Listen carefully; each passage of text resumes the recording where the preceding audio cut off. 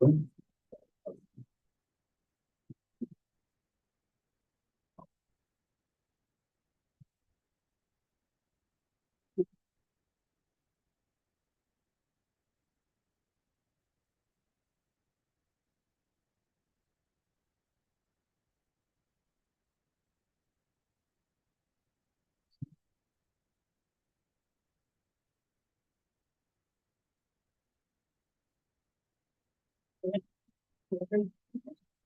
morning, everybody, and welcome to the Statutory Planning Committee meeting on the 8th of October.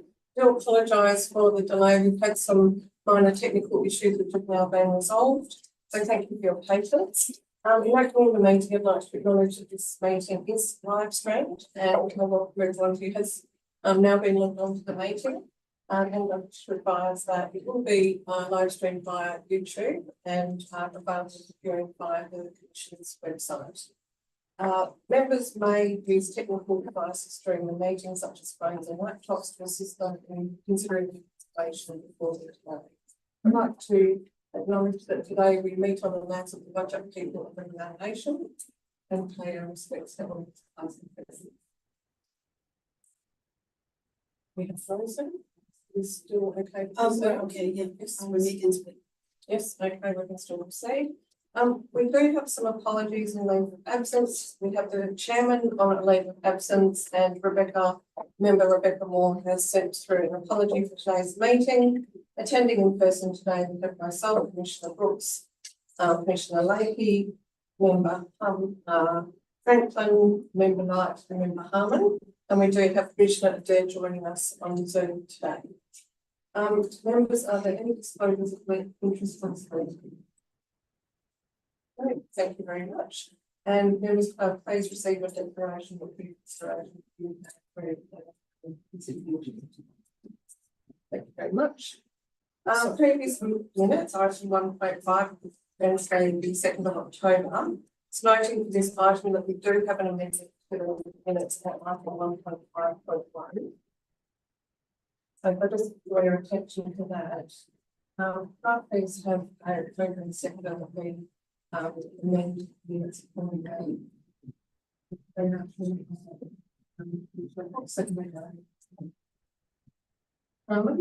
Sorry, if I go back, it's going to school.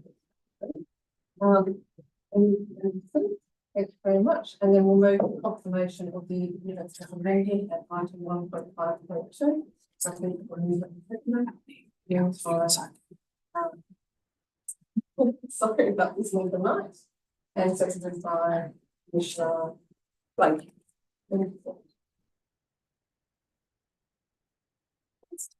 So moving on then to the first deputation, we have just one today, and I will move to Irene to bring our deputy online to introduce them. So this is in relation to 2.1 standard structure plan date and local structure planning 2B, amendment number 4. This is in relation to item 3. That's it. We're just having.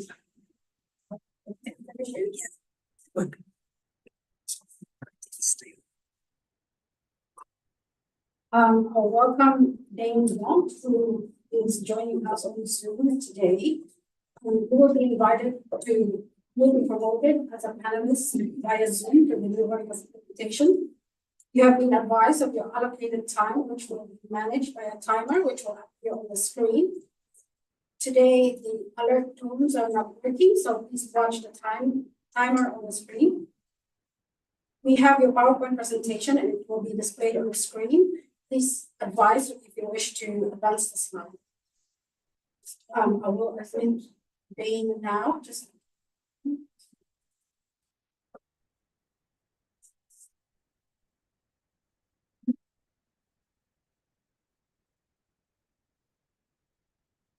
good morning, Dane. If you can hear us and see us, please turn on the camera. Yep. Thank you. Good morning. Morning, Dane.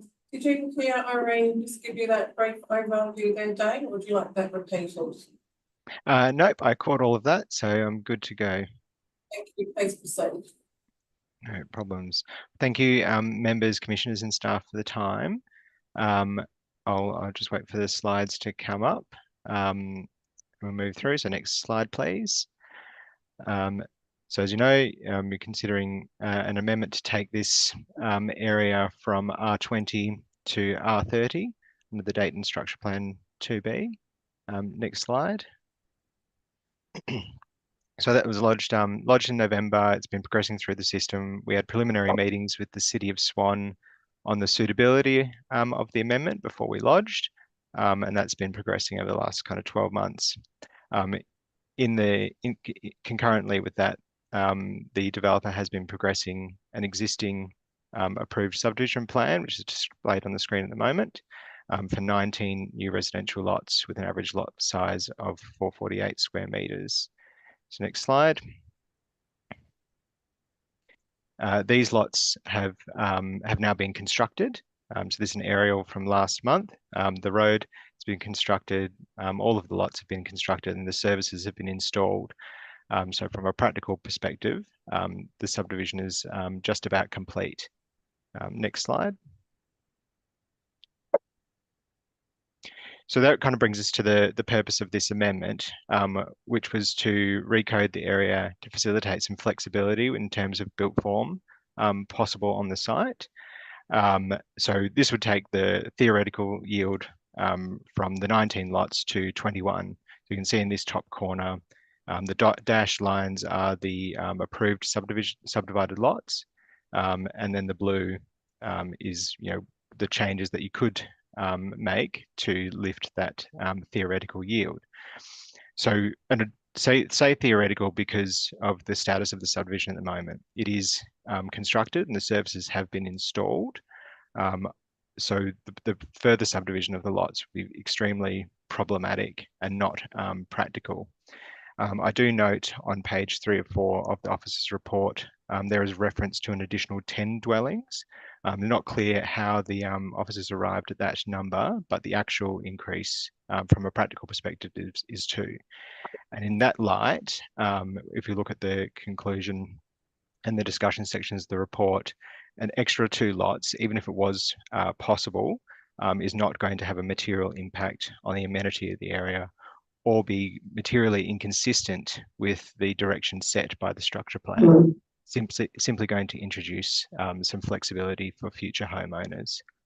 And I encourage the commissioners and the members to view the amendment in that light in terms of the practical impacts that it would have.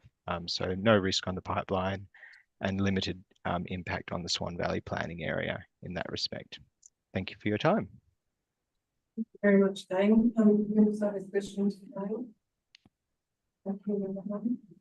Thanks. Well, Dane, just a quick one.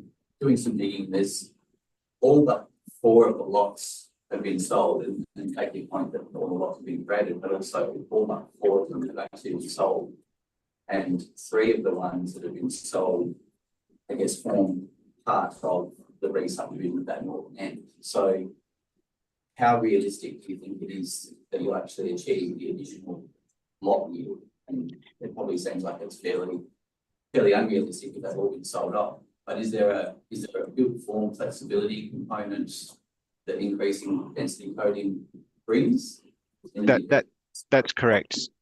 So to the first part of your question, it's not realistic, in my view, given the progression of the lots, and as you say, the sale of them, that further subdivision will occur. And to the built form perspective, the key thing is around site coverage for these sites, and reflecting a site coverage that is in line with market conditions at the moment and what home buyers are looking to do, particularly in this area.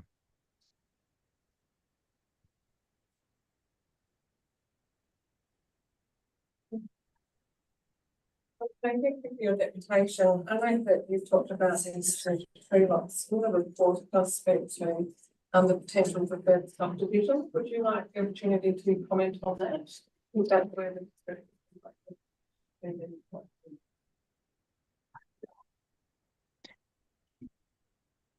Sorry, I didn't quite catch that.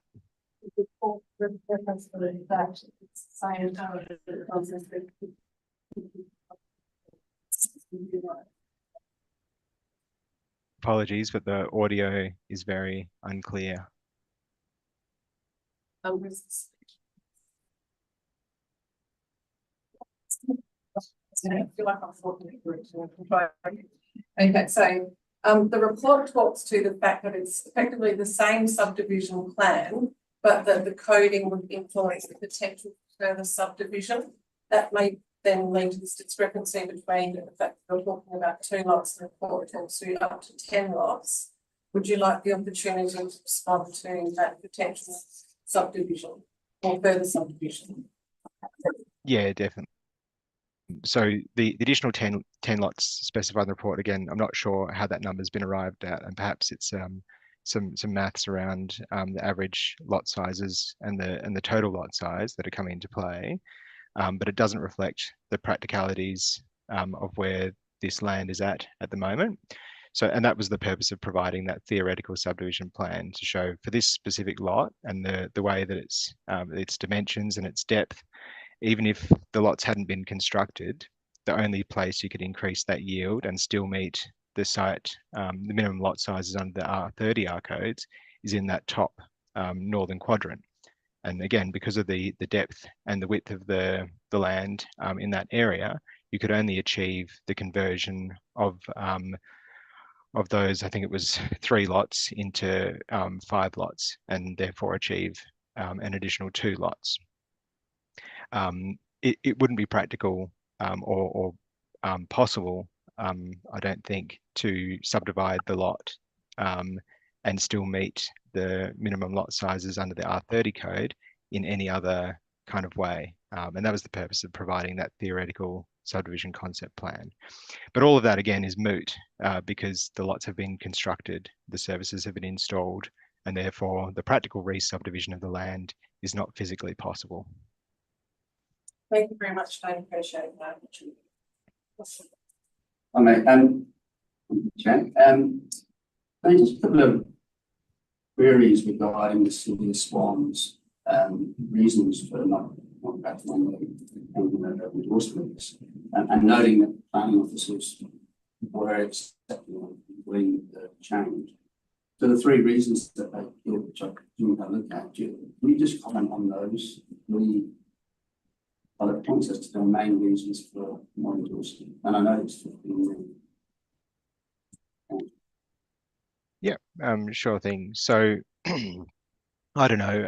I can't really speak to the first reason in terms of the compelling reasons. I mean, the councillors may have different views around what it's like to build a house at the moment and how easy it is and the flexibility you might have. But I can't really speak to that reason. I think the reason's pretty clear in terms of allowing for that flexibility is incredibly important at the moment in terms of building a new house. To the second dot point around the increased density and the negative impacts that might have. Again, if we're considering a purely theoretical maths-based equation, sure, potentially the increased yield might have some kind of impact on things like the provision of open space and the character of the area, maybe some very minor increases to traffic. But I go back to the point that the practical increase is so minor in nature that it just will not materially impact those things. We might be talking between, again, theoretically, an additional 2 to kind of 7 people living in the area. It's not going to place a materially increased demand on public open space or have a increased impact on traffic when we're talking those kind of numbers. And then to the Swan Valley planning area, again, if the density was increases, you might perceive an additional 2 houses from the Swan Valley planning area. You might see an additional 2 roofing areas beyond what you would see at the moment under the current density. That, coupled with the separation of those houses by the pipeline and the existing vegetation being maintained within that corridor, there's just simply not going to be an increase in impact on the character of the Swan Valley through the provision of 2 additional houses in the area and maintaining that separation between the existing urban area and the Swan Valley planning area.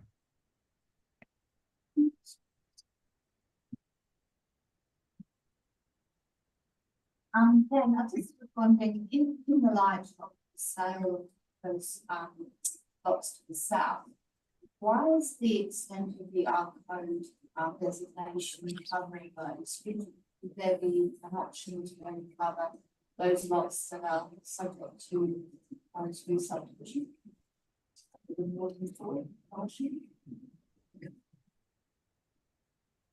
Sorry, I didn't quite catch that. During that, yeah, I think,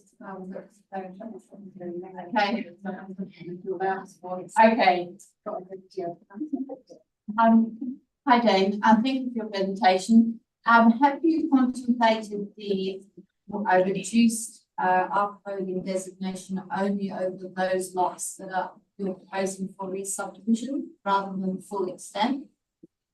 We're not proposing re-subdivision at No. all. Like the lots that you wish to reconfigure on the plan that you've shown on the subdivision, could that only be covered by the amended R code designation? sorry, that subdivision plan was just to demonstrate a theoretical lot yield increase. We're not actually pursuing that. The purpose of the recoding is purely a built form purpose. So that little battle axe configuration, that's not actually being pursued because those lots have already been constructed. That was just to demonstrate that the increase could only be an additional 2 lots, not an additional 10 lots. So the coding change is to increase the flexibility across all 19 of the now constructed lots. And that's why it extends through the whole area. If we were looking to just introduce a yield increase, perhaps there'd be kind of more merit, I guess, in just reducing the area of the R30, but that's not the intent of the amendment.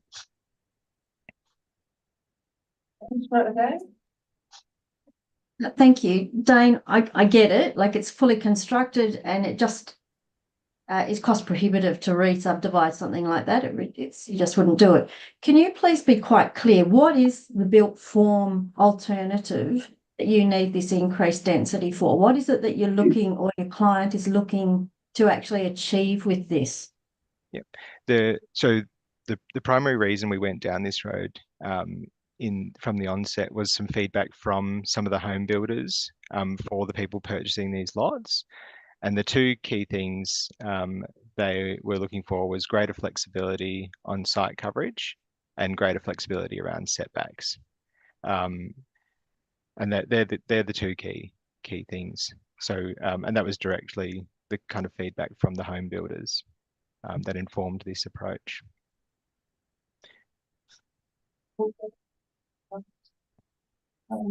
Dave, did you ever have a discussion with the city about bringing LDP or something similar over the site? Just simply deal with the built form as a standalone component? No. We had an overarching discussion at the very beginning of the process with the city about what we were intending to do. And they agreed with the pathway we were embarking on in terms of the amendment. And so that's the way we went about it.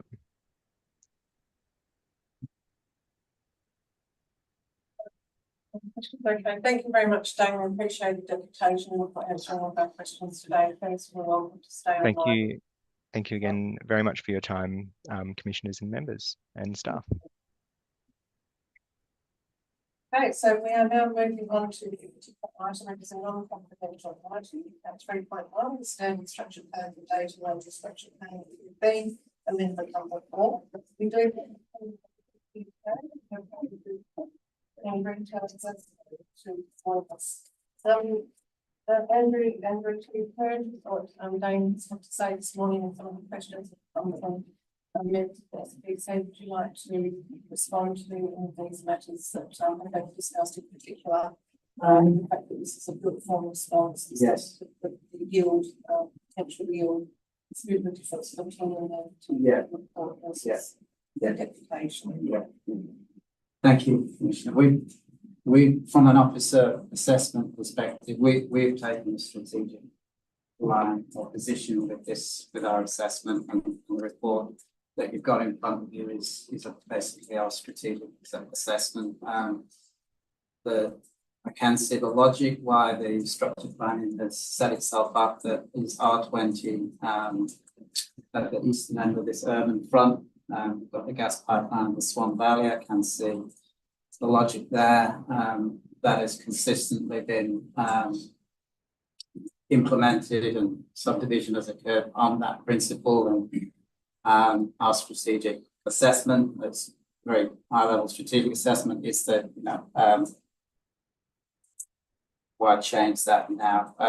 We know this subdivision has occurred, and this is seems to be a development standard matter now.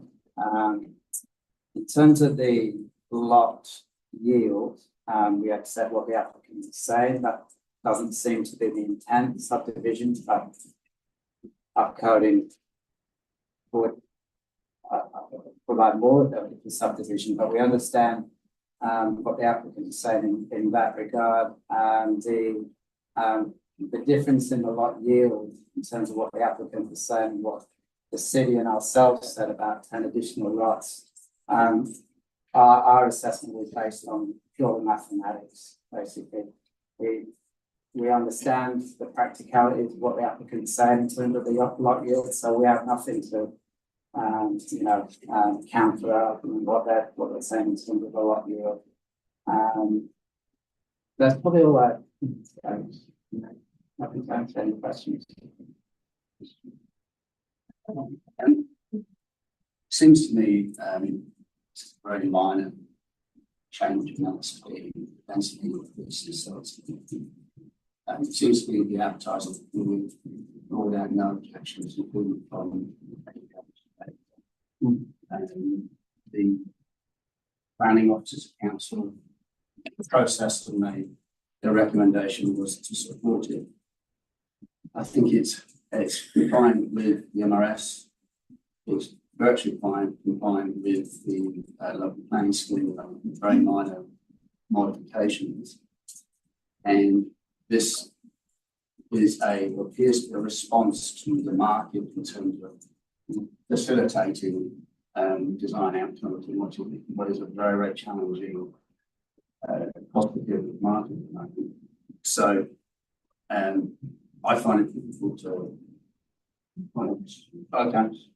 So I'm still trying to understand why council voted so strongly against it when everyone seems to be supportive of it for such a is there any strategic reason why council? Strategic reason. I can't elaborate on what the reasons in the council resolution are. We note them. I think it's a bit of a package. It's about the Swan Valley, the gas pipeline, the transition to the rural area of the Swan Valley. All I can do is reiterate what our assessment is, that it's, we've taken a strategic view of it all. Let's talk about this is just about development standards. One thing in the back of our mind is that the structured plan has formed its function. The function of the structured plan is to coordinate subdivision and development. The structured plan has done its job. Yes, it was open to support this amendment to facilitate the development standards, but we would partially argue that the structured plan has done its job. Lots of development ready in accordance with the structured plan. But,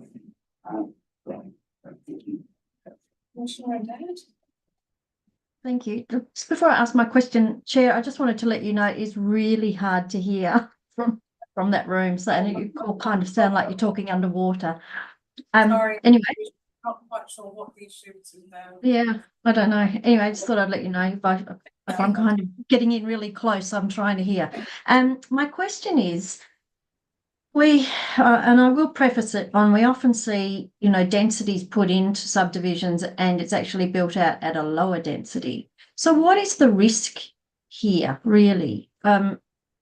we're going up from R20 to R30, and this is an already constructed subdivision. So the likelihood of it being re-subdivided is really, really a low risk. So what is the risk here in change in built form outcome? And even if they did go ahead and subdivide it, I'm lacking understanding on what is the actual problem with that. Still a pretty low density. Yeah, I understand that, Commissioner. I sound like a broken record, but we've looked at it very strategically. We've looked at it in the context of the whole structure plans adjacent to it, all an established pattern, and a logical reason for that pattern, and that is really the gist of our assessment. There is perhaps not a lot of risk when you look at this pocket of land, but the consistency of everyone else and the expectation of R20 in this interface along the whole strip of data is well established, and now we're changing it last minute. Risk, I understand what you're saying. I haven't got anything to say about risk. Yeah. Thank you. Just a follow-up question on the risk issue, because AMPO did say that they would require a safety management Yes. study on any risks arising from the proposal, but if, you know, if the Yeah. SBC was on due to a friend, and it did mean that we're talking about bigger houses as opposed to more lots, would that still be required? The APA's issue appears to be about increasing population. And again, I don't just want to focus on this bit of land that's subject to the amendment. It could set itself up that if this is supported, could other bits of the structure plan be proposals to increase density here as well, and then that's a whole other thing. So, but APA's issue, and it would be addressed at the subdivision stage if there was subdivision, that is about increasing population and the capacity, and whether that would compromise the pipeline. So and the safety management study that would normally be a condition of subdivision would address things like whether the pipeline would in fact, in the worst case scenario, need it's a contentious matter, need upgrade. So that's something that hasn't been threshed out through this structure plan amendment. That would be through subdivision that did that in fact happening. So it is a slight risk, and it's a bit of an unknown. Yeah. And beyond this local structure plan, to finish this question, in beyond this structure plan area, is it a general provision that low density at the R20 coding would be the interface again? Yeah.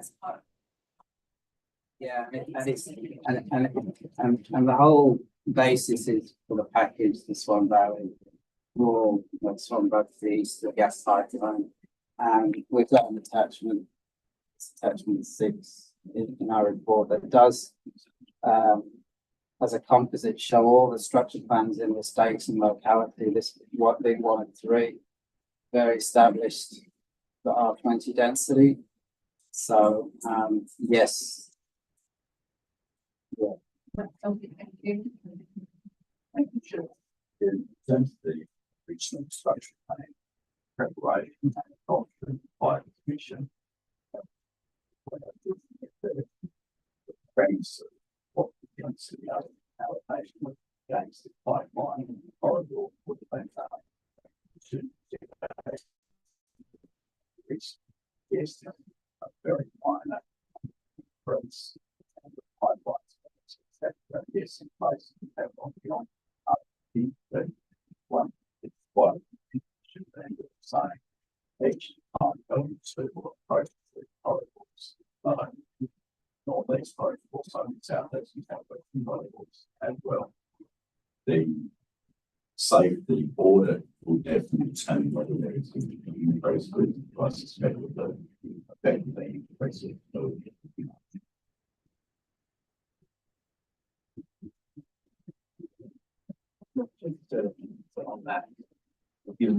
things that need really sort of good form flexibility, with no intention of subdividing. Rather than amend intensity code, we amend the notes. To give you the flexibility, like there's already flexibility that says that corner lots that are out from the development are 30. We included notes at the note that says for land bordered by random, whatever the other two roads are, and also be developed to the RFP standards. And that might mitigate the APA's agree, maybe mitigate some of that. See the risk of setting a precedent. Well, just understand, remember that we would leave the R20, but have a division in the structure and allow for development standard for the R30.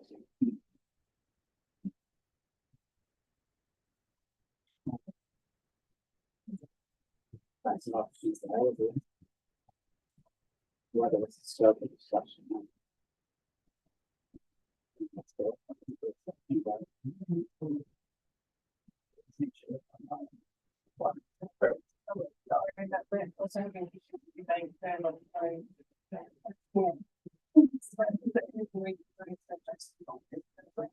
A lot that we haven't tried already to fix this out, but I do apologise. I can keep troubleshooting as we go. We can take a quick pause, try and get it up and resume. Commissioner Dex, it's so problematic that you'd like us to see if we can rectify it, and maybe just pause the meeting to attend to the technology and then. I actually think it's probably pretty important too, because if this is being live streamed, no one's going to be able to hear any of it. I think if you look back on this afterwards, you'll understand what I'm saying. It's very muffled, and I've got my volume up to 100%, and I'm struggling to hear. Yes, okay, thank you. All right, well, that's Jeremy and Tim.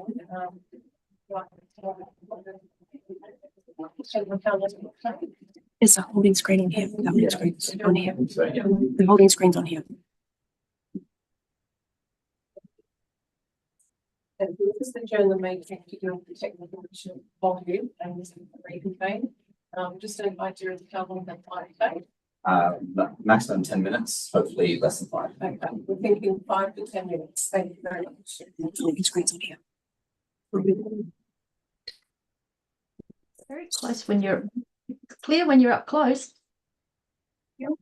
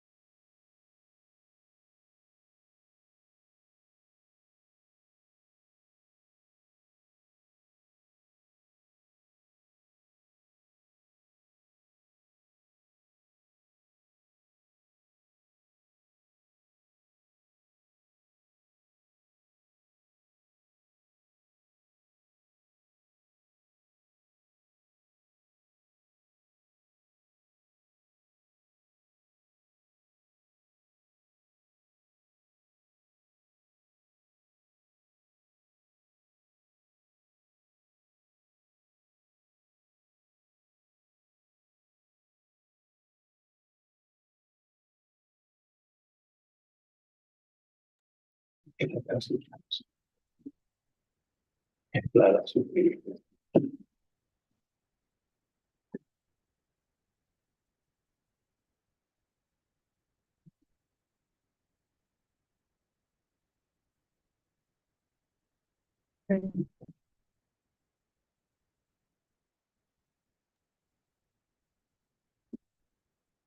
morning, everybody. Thank you very much for bearing with us while we have been some volume issues. We hope that you, Commissioner Adair, can you hear us?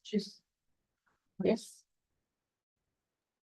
Yes, thank you. Okay. All right. So I'd just like, all right. So we do need to resume an open meeting. So if I could just have a move and seconded that we resume the meeting, moved by Member Franklin, seconded by Member Knight.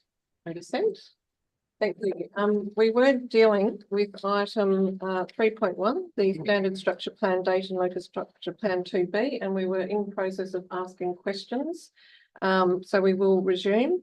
Member Harmon, you were in the middle of a question, I believe, at the time.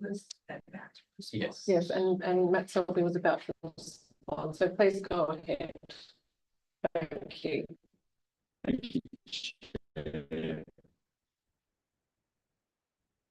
In relation to the question of whether it should remain R20 or go R30 with an annotation sitting on the, like, whether the R30 should be all of the corridors that we have gas pipelines running through or adjacent to.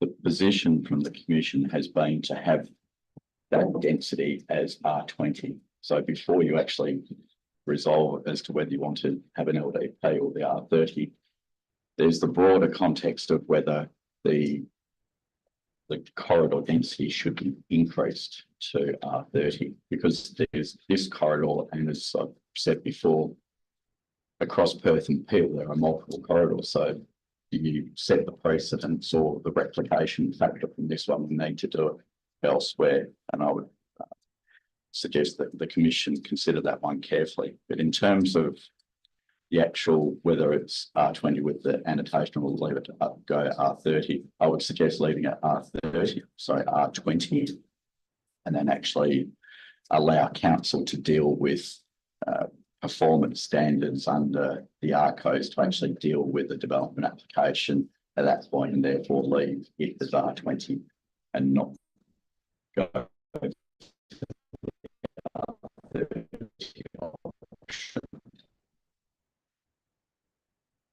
or an annotation on the structure plan. Do you think that's probably exhausted or investigated? Rather than getting to this point, because I agree it'd be a lot easier. You may not have enough time to vary setbacks, open space standards as they find. What would react to a development application associated on the actual site. However, if they're looking for a pragmatic on-site solution, and I suspect that they probably would want to exercise some discretion under the codes. Members? Thank you, through the chair. So keep it at R20. And then, but it would be an annotation. So that would go back to council. We rely on council to give discretion. Through the chair, I would leave it as 20, have no annotation on the plan, but advise council through we would be supportive of them exercising discretion on the site or on those particular sites if they are created through a planning application and application of the RCOs, and leave the planning framework as is and as per the officer's recommendation. So,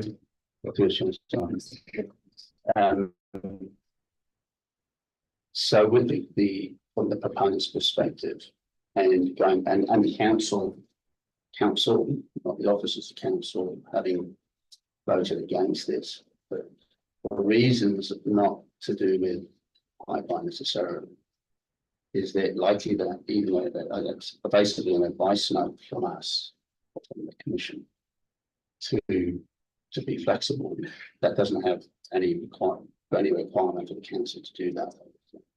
But these will be single dwellings. Simple dwelling. Yes. And if I Yeah. agree, you Chair, so it is highly unlikely, and it won't be that a single residential house will be presented to council for determination. It will be done under delegation by staff who have the ability to exercise and look at performance criteria for the site and can deal with it through that process. The recent modification to the regs doesn't allow a single house to be presented to council. Okay. If I may add, in terms of the general council position at the moment in relation to Swan Valley and the urban interface, there is a lot of sensitivity at the City of Swan at the moment in relation to Henley Brook Act, which will be presented through a future local structure plan that the team will be bringing to you in a not too distant future, and also the general Swan Valley interface. The city is most protective of that interface and does not want to see increased density at whatever, even if it is at the margins of a couple of additional dwellings in that area. So it's something that they're standing fairly firm on at this point in time.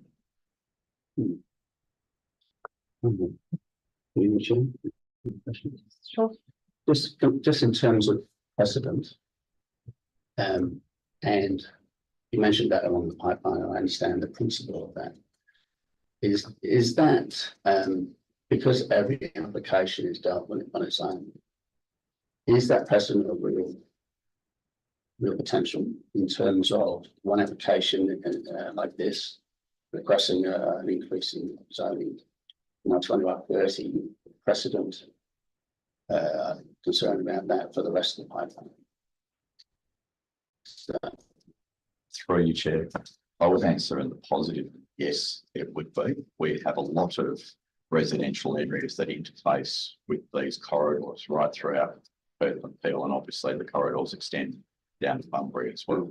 So there is a fair amount of frontage that this corridor has effectively. So I'm sure that most of the consultants and our development friends will have a view on what the Commission is doing in association with density adjacent to the corridor. It's hard to say that it's not just an isolated case. This can be replicatable in lots of other places. Thank you. And members happy to move from questions and move to the item. Oh, sorry, Commissioner Day, I didn't see your hand there. Go ahead. Sorry, thank you. Matt, a question for you, based on what you've said and what Dane said as well. Do you think that I'm surprised that they've gone down an amendment process to upgrade the density? Do you believe that that was a misplaced direction from whomever directed them to go? I'm not trying to point fingers. It's like, what is the process for anyone wanting to do a different built form that you would recommend they should have taken? Is it an LDP? Through you, Chair. Thank you, Commissioner Adair. I'm knowing how the City of Swan function, they are very robust in the manner of how they would actually like these things to be dealt with, and hence why they would have strongly suggested that a local structure plan amendment be undertaken to ensure when applications run through the system there is clear guidance associated with it. An LDP ultimately prepared and endorsed by council, and where instances there might need some commission variation as well, is an appropriate tool to actually obtain the development outcome that they are seeking in that particular location.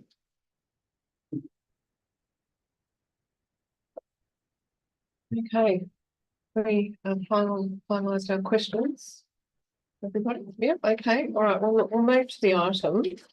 So could I please have a moving seconder on this item so that we can then commence debate? Moved by Commissioner Brooks, seconded by.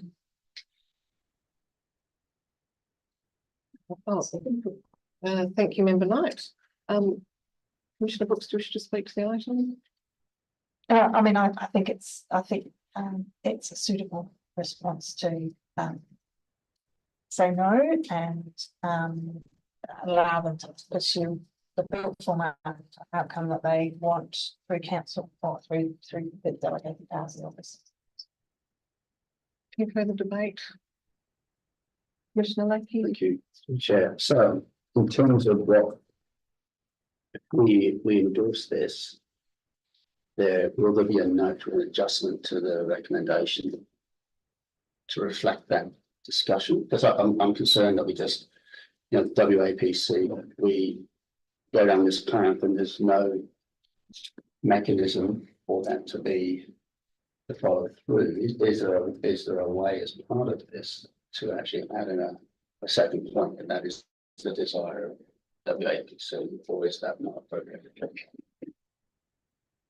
I think that is quite tricky. We're talking about the fact that a development application, which would have to be assessed and due would be formed by the planning officers as a decision maker. I don't know whether Matt, you wish to add any comments. Through you, Chair. I think it's appropriate that the commission go back and advise council that it's the proponent is seeking to have a slightly different built form outcome on the site, and that it's appropriate for an LDP to be prepared to provide guidance in this. Is there a second for the amendment? Seconded by Member Harman. Is there any dissent? Right, that now becomes part of the resolution for you. Look, I do just want to make a couple of comments here. I think it's really great that we've had this very detailed consideration. I quite a simple request from the applicant, but when you take into consideration corridor issues around pipeline interface, it becomes more complex, and we have fleshed out the issue that perhaps the recoding is not really the appropriate avenue to tackle this. So I am speaking in favour of the amended resolution. I think that advice vote will help. Agent that's been had today, of course, the local government can also do this on the live stream, though they will have to chop out a relatively large interleaving period where we had technical issues. So yes, happy to support the amended resolution. Is there any further debate? Okay, I'll put all those in favour. Chair. Sorry. Can you just actually advise what that advice note was again? I couldn't hear that bit. Yes, Matt, would you like to repeat that? Sorry. Vote on something I don't know.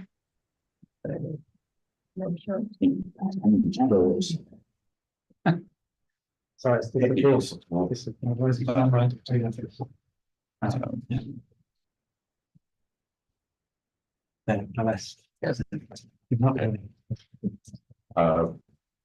The WAPC advised the city of Swan that in this instance, I'm sorry, I'm going on the fly. It is appropriate to prepare a local development plan to secure appropriate built form outcomes for the lots in question. Thank you. I'm in favour of that. Thank you. Yes. All right, that's unanimously endorsed. Thank you very much. Thank you, everyone. Now, that was our only non-confidential item today, so I will request a mover and seconder that we go behind closed doors for the confidential items. Moved by Member Harman, seconded by Member Franklin. Any dissent? Thank you very much. And we will end the live stream at this point. So if you have joined us, again, thank you very much for your patience today. We are going to have some discussions with building management about the technical difficulties that we've experienced in this room today.